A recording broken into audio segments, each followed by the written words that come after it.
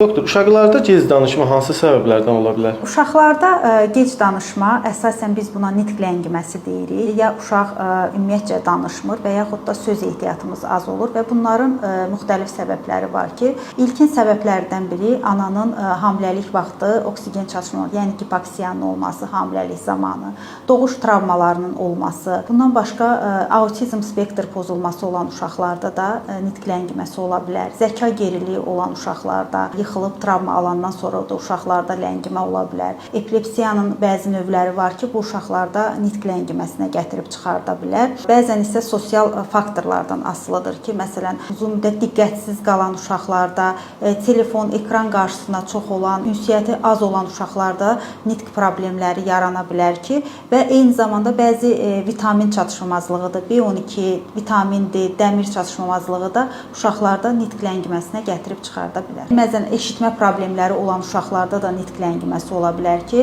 eşitməsini də mütləq yoxlatdırmaq lazımdır ki, uşaq səsi eşitmədiyi üçün danışa bilmir və əgər uşağınız 2 yaşa qədər nitqində heç bir söz ehtiyatı yoxdursa və yaxud da azdırsa və yaxud komandaları icra etmirsə, mütləq uşaq nevroloquna müraciət edin.